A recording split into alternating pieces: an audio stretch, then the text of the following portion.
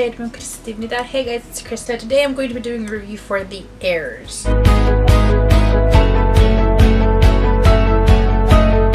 As per usual, I know the two main characters' name. I know like a couple of supporting characters' names also, but most of them I don't know, so I'm just going to be reading them off my little notebook here. So we are going to start with Kim Tang. Kim Tang is originally from South Korea. It's him and his brother Kim Won. Kim Won has actually exiled him to America. He doesn't want him anywhere near the company because Kim Won actually wants to inherit the whole thing. He sees his brother, he sees Kim Tang as competition, and it's already their father's doing. But anyway, the first time we meet Kim Tang, he's in America and he's surfing and he's got these surfer dude friends and these American female friends. We're going to get right into Chang-sang.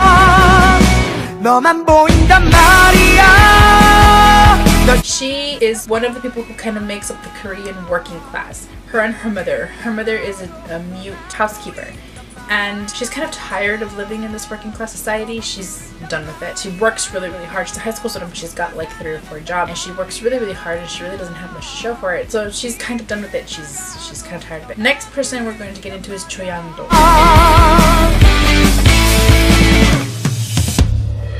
Is a real jerk. He is a bully, but it's more like he's a bully because that's kind of what he knows. It's kind of something him and Kim Tang used to do. They used to go to the same school before Kim Tang was exiled, and they were kind of the highest rung of the hierarchy in the school. And it's kind of how this school works. You have your hierarchy, which are the people who are going to inherit companies and such, and then you have your stock and bond kids whose parents own all this stock and all these bonds and they have all this money. You have your new money, and then you have your scholarship kids. Your scholarship kids kind of make the lowest rung, and they're kind of bully fodder, they're kind of cannon fodder. The very first time that you meet Choi Yang-do, he's actually picking on a student who is a scholarship student, and I swear to God I wanted to just slap him silly.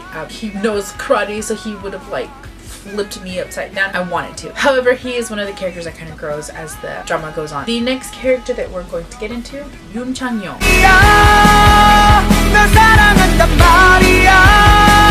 Yoon Chang-young is Chang-sang's best friend. They've known each other forever. He goes to the same school that Kim Tang and Choi Yang-do go to, but he makes up part of the scholarship kids. However, he has a girlfriend who is a stock and bond baby. Her parents own stocks and bonds and she's got money, so it's okay. Her name is Libuna.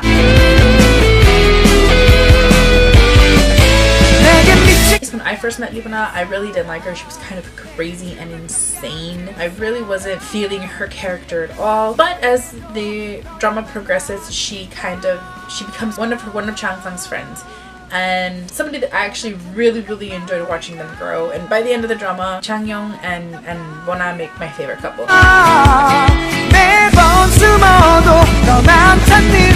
Aside from Kim Tang and Chang-sang. The next person we're going to talk about is Rachel Yo.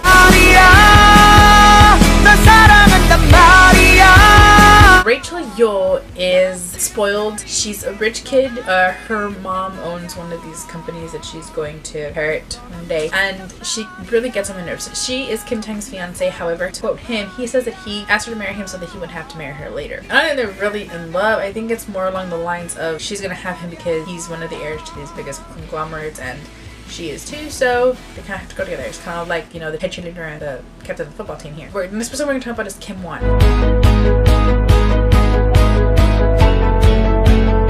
Kim Won is Kim Tang's brother. They're half brothers. Won's mom is their dad's first wife's son, and then he married his second wife, and then he had an affair with the mistress, and he had Kim Tang, which makes him an illegitimate kid. Kim Won doesn't hate Kim Tang. He really, really loves him. He every time that he talks to the girl that he's seeing about his brother, he always uses words like he's really warm-hearted, he's really kind, he's really honest. It's just that he sees him as competition, and it's all their dad's fault that he sees him as competition, and he can't really see him as anything but competition, which is why he exiles his brother to America. Okay, we're gonna get into the story now, and in the story we're gonna kind of come along these other characters. But like I said, the story starts off in America with Kim Tang, and you kind of get his backstory at the very, very, very, very, very beginning. His brother telling him he's gonna send him to America to go study, that he doesn't care if he studies English, if he betters himself, it doesn't matter because he's not gonna do anything at home. It's kind of how you first meet him, telling you his backstory, and he's writing in a journal for his class. Along the way you meet Chang-sang. She's in Korea, she's working in her jobs, and her mom, Park Nam,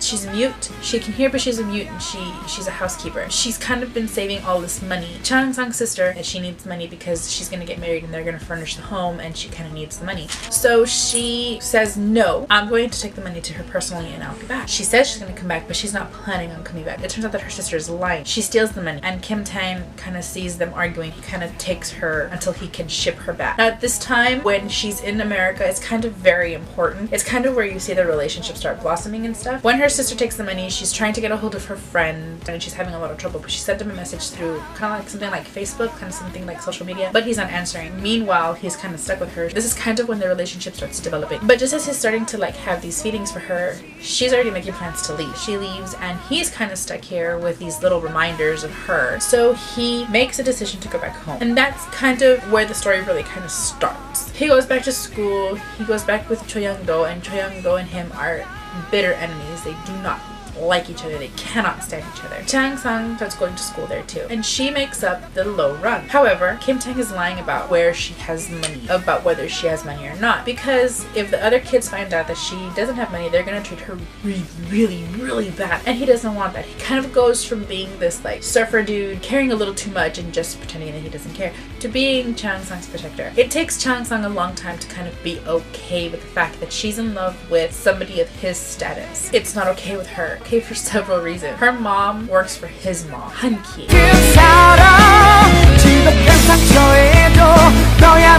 She's his mom, she's the dad's mistress, and she lives in the house with Kim Tang, with Kim Won, with the dad, Kim Nam-yoon.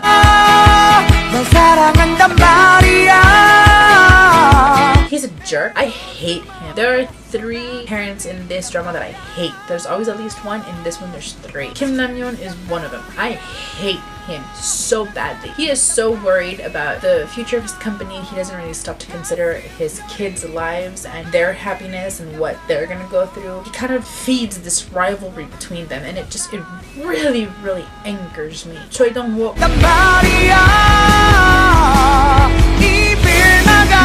is Cho Young-do's dad, and I hate him too. Oh my god, I think I hate him more than I hate Kim Tan's dad, but I hate him. The way he treats Cho Young-do kind of gives you an understanding as to why Cho Young-do's a bully. It's all that he knows because it's all that his dad does to him. He's a horrible man. I cannot stand him. If he had died, it would have been awesome. The other person that I do not like in this drama, Young Ji-suk. She's Kim Tan's adopted mom. To kind of keep the integrity of the family and of the name intact, they say that this woman, who is the chairwoman of the school, the Phoenix Academy, they say that she's his mom, and she's not. And I can see why she kind of acts the way she does. She really like acts out and lashes out. She lashes out at Kim Tang's mom all the time, and to a certain extent she kind of lashes out at Kim Tang too. And I can see why, you know, he's kind of like a constant reminder of, you know, the fact that she's barren because she never had any kids. She has to act like Kim Tang's mom. You know, I can see why she acts like that way, but she really angers me. Yeah, Cho Young-do and Kim Tang are no longer friends. This kind of comes into play because when Chang Sang kind of starts going to Phoenix Academy, Cho Young-do kind of starts getting into her. Like, he really starts to like her.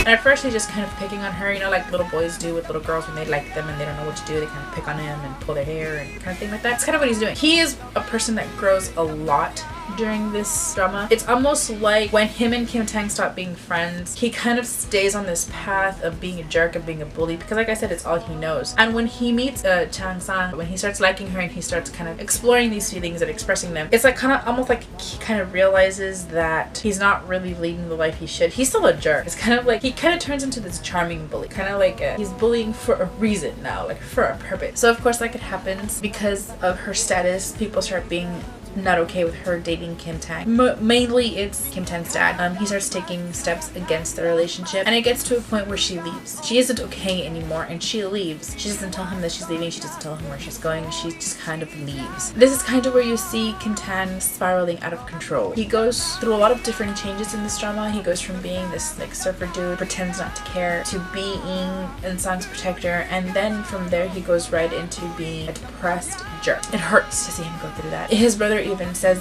it, you know, like he's always been so kind and so warm-hearted and so honest, and now he's, you know, out of control. It's kind of when his brother starts taking more of an interest in him. They kind of start mending their relationship at this point. You know, his brother starts worrying about him. Oddly enough, with K-Drama 2, this time kind of sparks the mending of their friendship. It doesn't take quite so long for Eun-sang to be okay with her having these feelings for him again. Like once she leaves, she kind of comes back into the realization that she loves him and it's okay for her to love him, and she comes back. And luckily it doesn't take her quite so long to get through it. It is such a good drama. Thank you so much to my cousin for recommending it. She kind of told me that I had to watch the drama, and then I was kind of looking at the cast list and saw that Park Shin-hye was in it, and I'm like, great, because you know, with the familiar face. It's really, really good. I'm really, really impressed with Lee Min-ho. He is such a good actor. He is so amazing. He's cute, but he's really amazing. I really, really enjoyed his performance. He's so good at acting heartbroken. Park Shin-hye, this is the first time that I had seen her with long hair. The only other time that I've seen her in anything, You're Beautiful. So she had short hair in that one. So it's the first time I've ever seen her like with long hair, and it was kind of odd. She kind of passed by a couple of times and was, like, she kind of flashed in the screen. I was like, that's her? That's her? That's Park Shin-hye? Really? And then you kind of get a look at her face and you're like, yeah, it's Park Shin-hye. Wow, my god. But it was really, really good. She is so amazing. I really, really love her acting. She's really, really good. This drama is amazing. I am so going to watch it again. I have kind of this lineup, or I can rewatch my dramas. Some of them I've already rewatched, but I have like this lineup. I've already seen Bride of the Century, and I have to do that's the next review I'm going to do.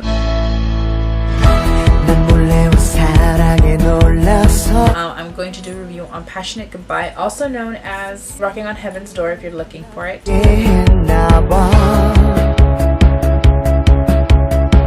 I believe on Drama Fever it's Rocking on Heaven's Door. I'm going to do a review on that. I think that's it. So if you have any comments, questions, let me know in the comments below. If you have any suggestions for me that you think I might like, let me know in the comments down below. If you have a different opinion, let me know. I would love to hear your opinions. Thank you guys for watching. I will see you guys hopefully next Monday.